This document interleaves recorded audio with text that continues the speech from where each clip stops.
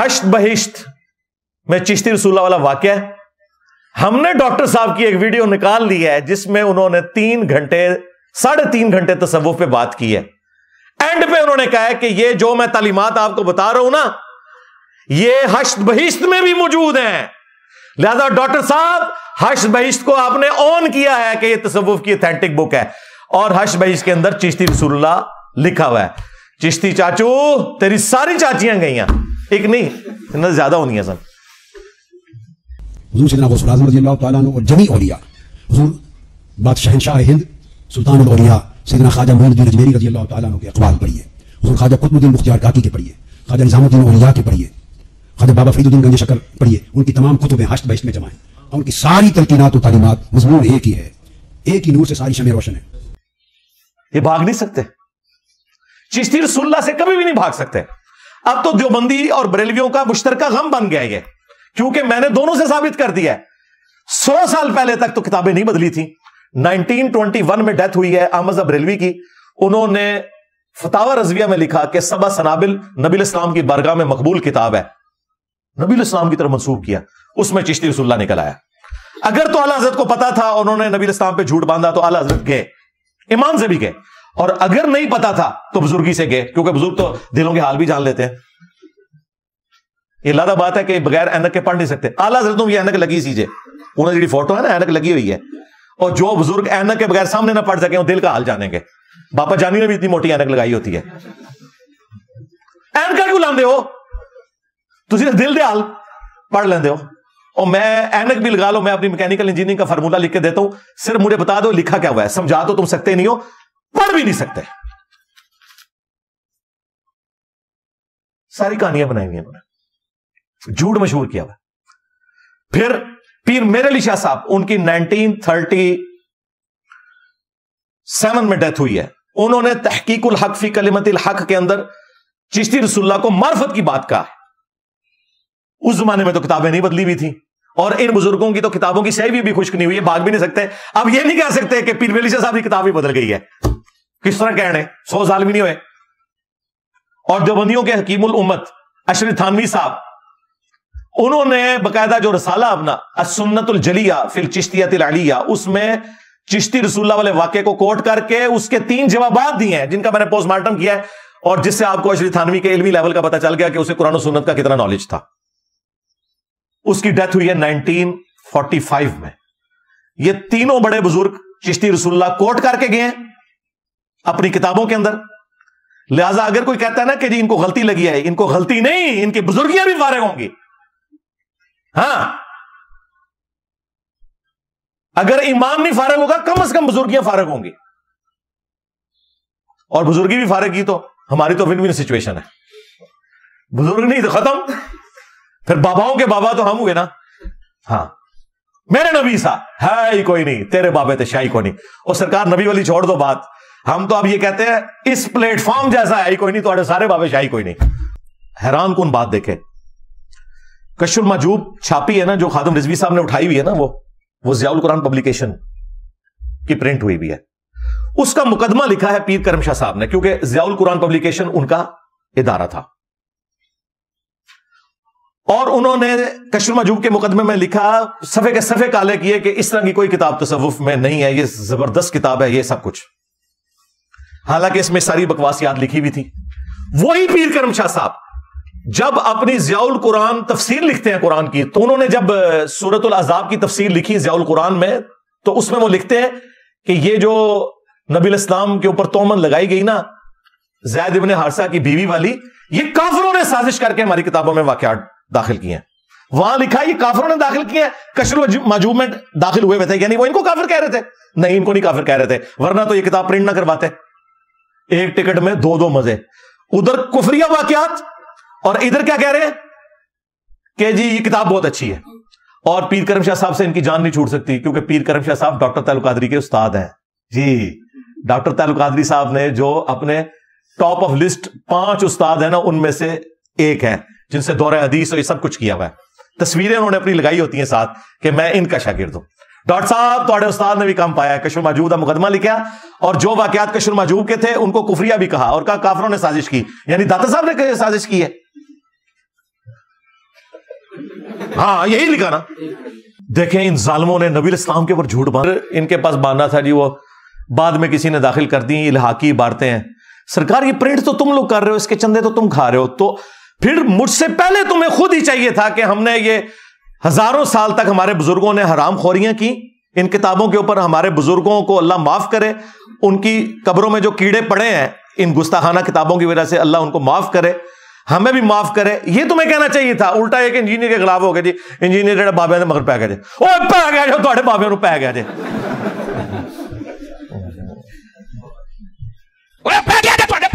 نکلو باہر. اسی پھر بھی نوکری ادا کر دے پے, اسی پھر بھی نوکری ادا کر دے پے. نیچے دیکھ رہا تو پیو نے کمی جانے, نکلو باہر. سٹیج پر بیٹھنے والے ہاتھ کھڑا کر کے بتائیں, مجھے بتائیں تماشا کرتے ہو, پھر کیا کیا مسلک کا کام نہیں ہوتا, مسلک والوں کو تم خود رگڑتے ہو, اور جڑا تواڈے پیو منو پی گیا تسی چوک بیٹھے ہو, نکلو باہر. بالکل میں پی گیا, نہیں کوئی چھٹنا بابا میں. بالکل ہماری زندگی کا اولین مشن ہی یہی ہے کہ تمہارا بابا کوئی نہیں ہم نے چھوڑنا. کیوں؟ تم نے عزتیں اویل کی اللہ اور اس کے رسول کے نام کے اوپر, سواریاں سوار کی تم نے مکے اور مدینے کی آوازیں لگا کے, اور پھینکی بغداد میں, اجمیر میں, دیوبند میں اور بریلی میں. غداری کی تم نے اپنے نبی کے ساتھ, تو دیکھو اللہ تعالیٰ نے کیسا بدلہ لیا ہے. یہ دیکھیں ڈاکٹر طیب القادری صاحب اپنی ویڈیو میں بیان کر رہے ہیں کہ غوث پاک کا دھوبی تھا. حاجی امداد اللہ مہاجر مکی رحمۃ اللہ علیہ نے یہ بیان کیا, ان کی سند سے بیان کر رہا ہوں, جو اکابر علماء دیوبند کے پیر و مرشد اور جن کے ملفوظات کو مولانا اشرف علی تھانوی صاحب نے مرتب کیا ہے. آپ کو حوالہ دے دیا میں نے, یہ کسی کی گپ نہیں ہے یا کوئی مت سمجھے کہ ایسے کسی نے بنا. حاجی امداد اللہ مہاجر مکی رحمۃ اللہ علیہ کی سند سے کوٹ کر رہا ہوں. ان سے پوچھا یہ جو واقعہ ہے کہ ایک شخص فوت ہو گیا اور فرشتے قبر میں آئے اس سے حساب کتاب پوچھنے کے لیے کہ تیرا رب کون ہے اور تیرا دین کیا ہے, سوال کیے, اور ہر سوال کے جواب میں کہے میں غوث پاک کا دھوبی ہوں. وہ پوچھے تیرا رب کون ہے, وہ کہے میں حضور غوث پاک کا دھوبی ہوں. وہ پوچھے تیرا دین کیا ہے, وہ کہتے میں تو غوث پاک کا دھوبی ہوں. تو فرشتوں نے اللہ تعالیٰ سے پوچھا اس سے کیا سلوک کرے, فرمایا بخش دو, چھوڑ دو. یہ کہتا ہے جی میں جو بیان کر رہا ہوں وہ تصوف ہے اور اللہ معافی دے, اور کہتا ہے دلیل یہ ہے کہ اشرف تھانوی صاحب نے بھی نقل کیا ہے. یعنی ہمارے مخالفین بھی وہ تمہارے لیے دلیل ہوں گے, ہم تو تم دونوں کو صوفی, پیچھے تمہاری منڈ ایک ہی ہے, امداد اللہ مہاجر مکی. یہ سارا سب کانٹیننٹ میں تصوف کا گند پھیلانے والے جو بڑے لوگ ہیں ان میں سے ایک وہ ہے. کہتے ہیں امداد اللہ مہاجر مکی نے بھی سرٹیفائی کیا, اشرف تھانوی صاحب نے بھی بیان کیا کہ غوث پاک کا دھوبی تھا. اور یہ طیب القادری صاحب کہہ رہے ہیں یہ والے واقعات اصلی ہیں, اصلی بھی لو سامو. تو کہتے ہیں مرنے کے بعد جب فرشتے قبر میں آئے اور ان کے بزرگوں نے کیمرے میں وہ ساری ویڈیو ریکارڈ کر لی. بھائی قبر کے اندر کون دیکھ رہا ہے کہ فرشتوں کے ساتھ کیا گفتگو ہوئی ہے, تو انہوں نے اپنے کیمرے میں کوئی ریکارڈنگ کی ہوئی تھی. اس میں پتا چلا کہ جب فرشتے آئے, فرشتوں نے پوچھا من ربو کا, تو اس نے کہا میں غوث پاک دا دھوبی ہوں. یہ واقعہ یہ سارے بیان کر رہے ہیں, حنیف قریشی صاحب بھی بیان کر رہے ہیں, ڈاکٹر طیب القادری صاحب بھی, وہ پیر اجمل قادری بھی, پتہ نہیں کون کون لوگ اس واقعے کو بیان کر رہے ہیں مزے لے لے کے. اور پھر کہتے ہیں تھانوی صاحب نے لکھا, اور لے جاؤ تھانوی صاحب نے اسی کے سمجھنے ہیں یار. اسی انہوں نے وڈیاں کچھ نہیں سمجھتے تھے, ہم پہ کس چیز کا روب ہے. تو پوچھا گیا کہ تیرا دین کیا ہے, انہوں نے کہا میں غوث پاک کا دھوبی ہوں. تو فرشتوں نے کہا کہ یا اللہ یہ تو بندہ قابو نہیں آ رہا, کیا کریں. تو پھر اللہ تعالیٰ نے کہا اس کو چھوڑ دو. یہ اندازہ کریں کہ اس میں یہ بھی الفاظ ہیں, وہ دھوبی کہتا ہے مجھے کچھ پتا نہیں, میں غوث پاک کا دھوبی ہوں. یہ آپ نے ذرا الفاظ غور سے یاد رکھنے ہیں, اور یہ اشرف تھانوی صاحب نے بھی نقل کیے ہوئے. وہ کہتا ہے مجھے کچھ پتا نہیں, یعنی پوری زندگی کپڑے دھوتا رہا, اسے اللہ رسول کا تعارف نہیں غوث پاک نے کروایا. 3 یار جملے ہی رٹوانے تھے نا. اچھا تھانوی صاحب نے, امداد اللہ مہاجر مکی نے اس کی تعویل کی کہ یہ جو وہ کہہ رہا تھا نا میں غوث پاک کا دھوبی ہوں, تو یہ کہہ رہا تھا فرشتوں مجھ سے کیا پوچھتے ہو, میں تو غوث پاک کا دھوبی ہوں, تو یقیناً میں سب کچھ جانتا ہی ہوں. اور انہوں نے سمجھا کہ فرشتے جو ہے نا وہ کوئی انسانوں کی طرح بیہیو کرتے ہیں. او بھائی وہ تو کمپیوٹر پروگرامنگ والا چکر ہے, غلط بٹن دب گیا تھوڑا آئے گا جے. ہاں, اور یہ جو انہوں نے لکھا نا اس نے کہا مجھے کچھ پتا نہیں. جو یہ کہتا ہے نا مجھے کچھ پتا نہیں, تو صحیح بخاری اٹھا کے دیکھے, اس کو فرشتے گرز مارتے ہیں, وہ زمین کے برابر فلیٹ ہو جاتا ہے, اور زمین و آسمان کی تمام مخلوقات اس کی چیخیں سنتی ہیں سوائے جنوں اور انسانوں کے. دھوبی کے ساتھ تو یہ ہوئی ہوگی پھر جب اس نے کہا مجھے کچھ پتا نہیں. فرشتوں کو تو پتہ ہی نہیں کہ کوئی اور جواب ہی دینا ہوتا ہے. فرشتوں کو دو جواب بتائے گئے ہیں، جو بخاری میں بھی حدیث ہے، ابو داؤد میں بھی اور کئی کتابوں میں. ربی اللہ یہ جواب دے گا، دینی الاسلام، اور تیسرا ہوا محمد رسول اللہ، وہ اللہ کے رسول محمد صلی اللہ علیہ وآلہ وسلم جن کا تم مجھ سے پوچھ رہے ہو، کیونکہ اس میں الفاظ ہے الذی بعث فیکم، جن کو اللہ نے تم میں مبعوث کیا تھا.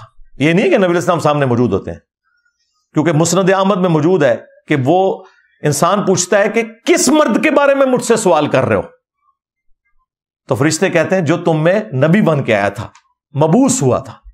پھر وہ کہتا ہے ہوا محمد رسول اللہ، ہاذا محمد رسول اللہ نہیں، کہتے ہیں ہاذا کا سیگا ہے، حاضر رجل، تو اس کا مطلب حضور وہاں موجود ہے. سرکار جواب میں ہاذا کا سیگا نہیں ہے، جواب میں ہوا محمد رسول اللہ، تھرڈ پرسن. ہاذا سے مراد الذی بعث فیکم ہے، یعنی جس کو ہم ذکر کر رہے ہیں کہ مبعوث ہوا تھا. اور تیسرے میں وہ کہتا ہے کہ اللہ کے رسول ہے. پھر فرشتے چوتھا سوال پوچھتے ہیں جو مولویوں نے چھپایا ہوا تھا کہ تجھے کیسے پتا چلا، تو وہ کہتا ہے میں نے اللہ کی کتاب پڑھی، میں اس پر ایمان لایا اور میں نے ان کے نبی ہونے کی تصدیق کی. چوتھا سوال اصلی سوال ہے قبر کا. اور جو منافق ہے وہ کیا کہتا ہے، مجھے کچھ پتا نہیں، ہائے ہاتا لا ادری لا ادری. وہی جو دھوبی نے کہا تھا مجھے کچھ پتا نہیں، مجھے کچھ پتا نہیں. ہاں تو بھی گیا، غوث پاک کا دھوبی، آج غوث پاک کا دھوبی بھی گیا. اس میں لکھا انہوں نے کہا مجھے کچھ پتا نہیں. ہر جواب میں وہ کہتا ہے مجھے کچھ پتا نہیں، مجھے کچھ پتا نہیں.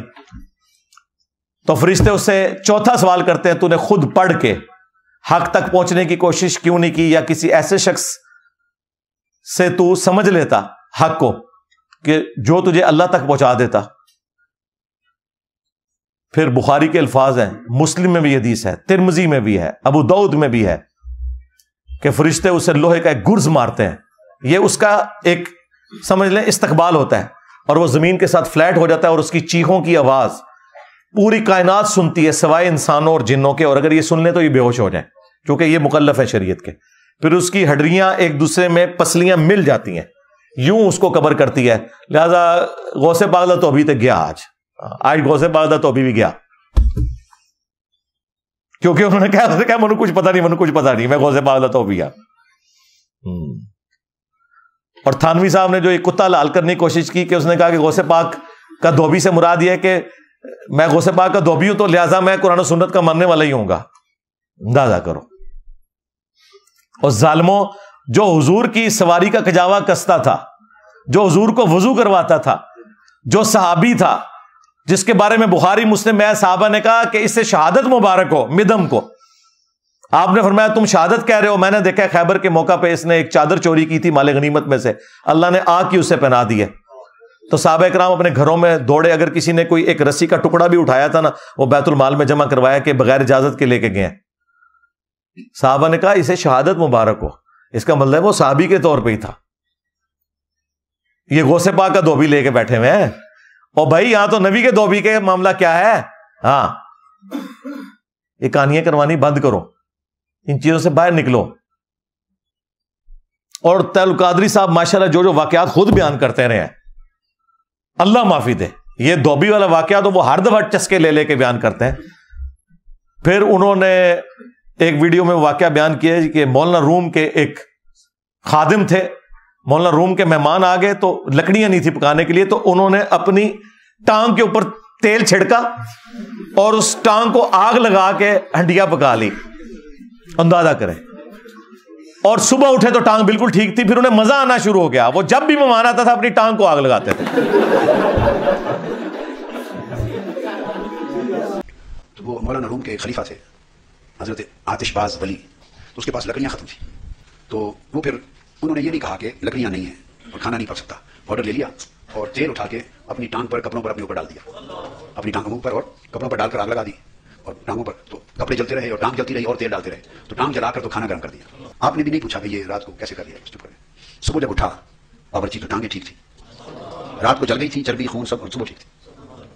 اس کے بعد جب بھی کبھی رات کو اس کو وہ لذت آئی اپنے آپ کو یہ جلانے میں اپنے شیخ کے لیے، اس کی رضا کے لیے، کہ پھر جب کبھی لکڑیاں ختم ہوتی تو وہ لکڑیاں رات کو نہیں لاتا تھا اور دعا مانگتا کہ کاش آج کوئی ان کے محبوب مہمان آ جائے، اور پھر جلا کے اپنے آپ کو جلا کے کھانا پیشتا. تو وہ ایسا ہی کرتا رہا.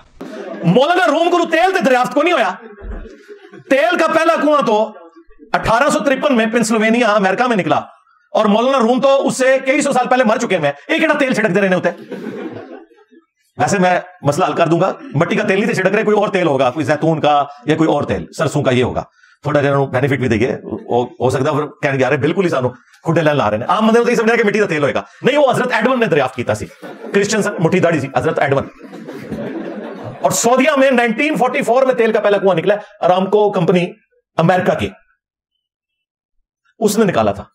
اور دیکھیں سارے بزرگوں کی مٹی پلید ہوئی ہے, یہ سارے عجمرے کے لیے تو جاتے تھے نا, کسی میں تیل نہیں نظر آیا ہوتے. ہائے ہائے, سعودی تیل نکلے, بزرگی بھی لے گئے. کیوں؟ یہ تو کہتے ہیں اوپر دیکھا جی ستو سمانا دے ہوتے, تھلے ستو زمینہ, تیل بھی گلاس. 100 سال نہیں ہوئے, 80 سال ہوئے ہیں سعودیہ میں تیل نکلے ہوئے. اتنی غریب قوم تھی.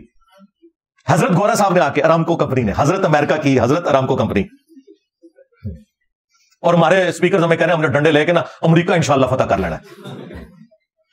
تھوڑا تیل بھی انہوں نے پہ جانا ہے جس سے تھوڑی آکڑ ہے. 8 کمپنیاں وہاں سے چلی جائیں نا, پوری دنیا کے مسلمان مل کے ایک تیل کا کنواں نہیں چلا سکتے. ٹیکنالوجی ساری ان کے پاس ہے. کہانیاں سنیں ان کی. تو یہ ڈاکٹر طیب القادری صاحب یہ ساری کہانیاں خود بیان کرتے ہیں. پھر وہ تذکرۃ الاولیاء میں جو ایک کہانی تھی وہ تو خود بیان کی ہوئی ہے ڈاکٹر طیب القادری صاحب نے, کہ 7 سال تک رابعہ بصریہ لڑکتی ہوئی 7 سال میں حج کے لیے پہنچی, کلبازیاں کھاتی ہوئی. ہاں, یہ انہوں نے کہا لڑکتی ہوئی. حضرت ابراہیم بن ادم رضی اللہ تعالیٰ عنہ اللہ کے گھر کی زیارت کے لیے چلتے ہیں, آپ نے سنا, بیت اللہ کے لیے. تو فیصلہ کیا کہ اب کہ بھائی تعالیٰ تیرے گھر کا دیدار اس حال میں جا کروں گا کہ کوئی اس حال میں نہ آیا. چلتے ہیں, ہر قدم پہ 2 نفل ادا کرتے ہیں, ہر قدم پہ 2 نفل پڑھتے, ہر قدم پہ 2 نفل پڑھتے. 14 سال کے بعد شہر مکہ, حرم مکہ میں داخل ہوتے. جب اگلی بار حضرت رابعہ بصری نے دوبارہ سفر کیا تو آپ کھڑی نہیں ہوئی, سجدے میں گر گئی, اور گھر سے چل کر حرم مکہ تک سجدے میں زمین پہ لڑتی ہوئی سفر کیا, سر اٹھایا ہی نہیں. 7 سال زمین پر حالت سجدہ میں لڑتی ہوئی کعبہ پہنچی. اس لیے کعبہ ان کے استقبال کے لیے آ گیا تھا. اچھا, کعبہ اور رابعہ بصریہ کے استقبال کے لیے آیا ہے, اور صلح حدیبیہ کے موقع پر صحابہ کرام آنسوؤں کے ساتھ حدیبیہ سے واپس چلے گئے ان کے استقبال کے لیے, اور رسول اللہ کے استقبال کے لیے کعبہ نہیں آیا. کتنے دماغ پہنچا دیکھو انجینئر تھا, اوئے ہوئے ہوئے. رابعہ بصریہ کے لیے آ گیا, اور کہتے ہیں مسلسل لڑکتی رہی 7 سال تک, یعنی نہ پیشاب, نہ کھانا, نہ پینا, نہ نماز. اور سب سے بڑھ کے یہ کون سی عبادت ہے کہ لڑک کے آپ نے, اور ایک عورت ذات جمناسٹک کی پلیئر تھی وہ, اس زمانے میں تو یہ تہمت پہنی ہوئی ہوتی تھی.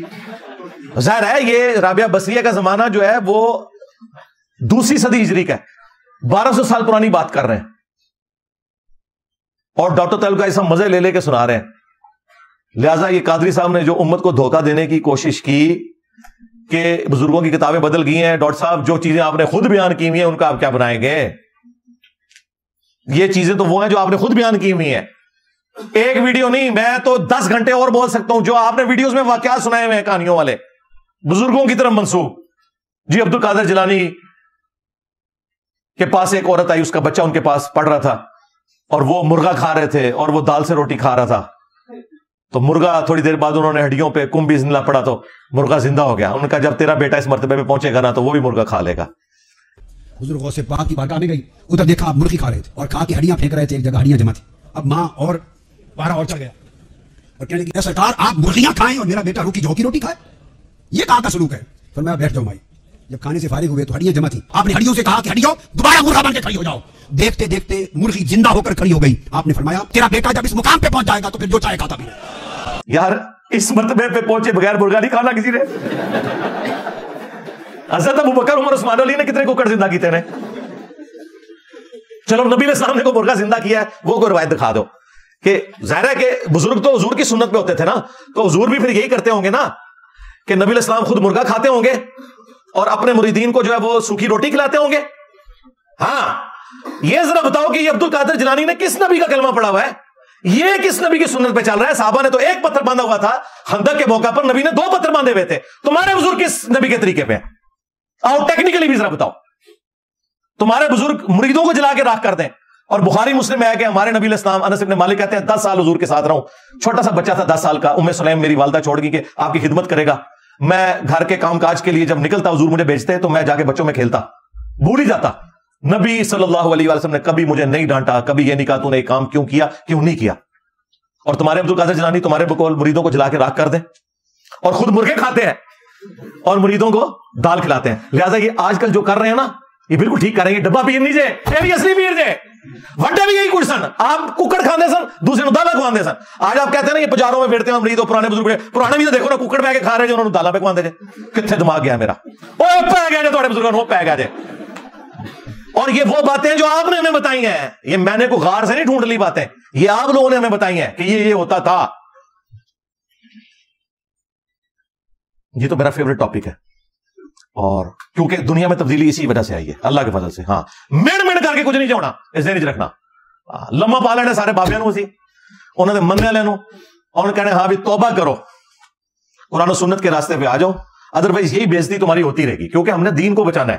تم لوگ کافر ہو کے مر جاؤ, ہندو ہو کے مر جاؤ, کرسچن ہو کے مر جاؤ, کوئی مسئلہ نہیں, لیکن جب اسلام کا نام لوگے پھر تمہیں ہم غداری نہیں کرنے دیں گے دین کے.